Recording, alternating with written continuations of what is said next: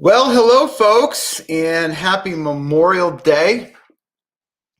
It's good to see you here this afternoon. Probably a lot of you maybe won't be with us right now who normally are. Maybe you're outside, you're working the grill, and that would be wonderful. That's what I've been doing today. And actually, I want to talk for a second about as we gather here today. So if you're watching this later, welcome to you also. That's perfectly fine.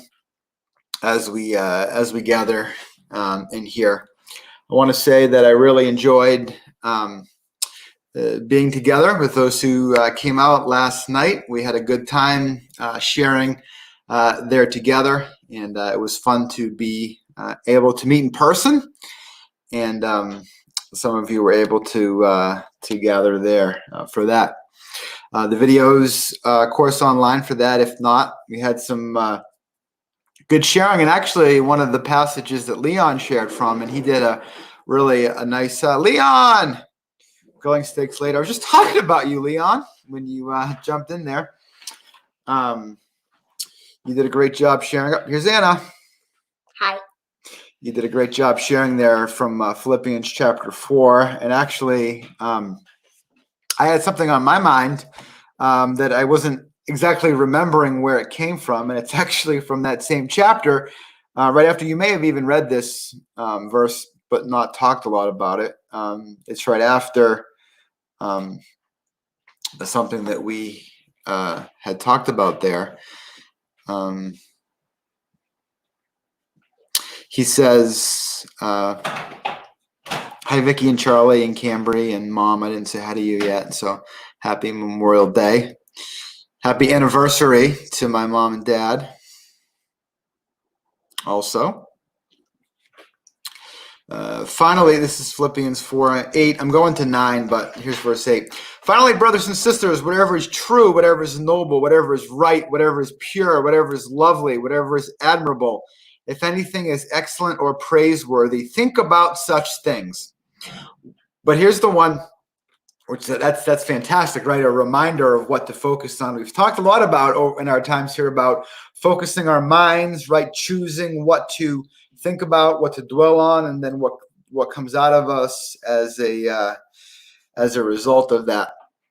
But here's the thing that I was thinking about.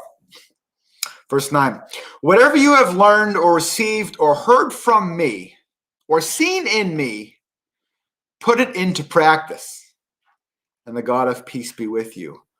We kind of have a hard time with that kind of owning that kind of a statement at times, don't we?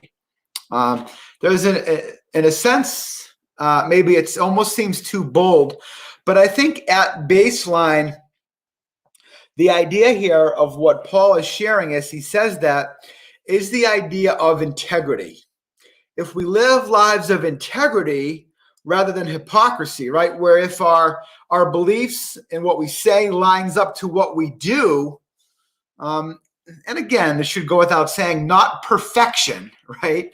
But generally the course of our lives, the consistency of it, if we live with integrity, with what we believe, what we claim, what we say, and how we live, if those things are basically, right, mostly lining up in integrity, where our claim to follow Jesus is backed up with our lives actually, right, living that out, then we should be able to say,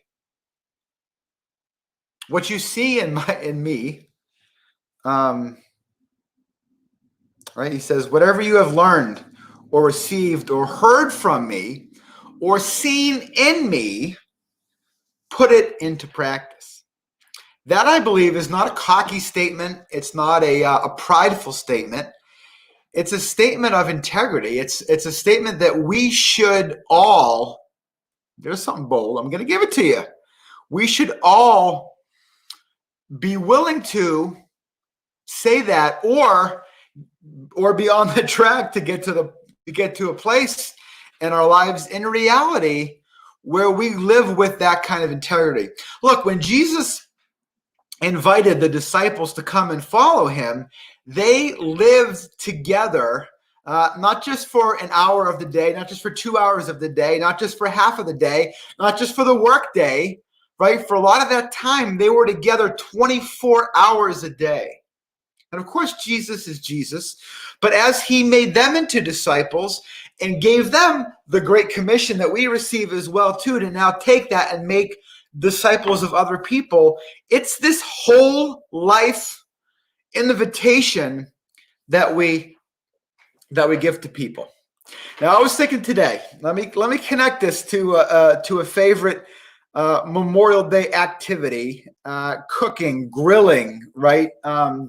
Making delicious food. And some of y'all are on Facebook have noticed that I like to share pictures of food that I am making. All right. Some of you are probably thinking right now, why does he do that so much? Why does he do that so much? Why do I want to share that with you? I want to share delicious food with you because I want you not to be jealous of the food that I'm eating. That's not why. Or to think that you're such a good cook, because I'm not. What I want you to do is to think, I should cook food too that's delicious. Because look, I don't do anything that's complicated, guys. I don't like work that much. You know what I do? I turn on the grill. I throw stuff on the grill. I sprinkle some stuff on it. I grill it. I pull it off and I eat it. That's it. It's not complicated. It's something that everybody can do. What am I trying to do? I'm trying to inspire you to do that too. Why?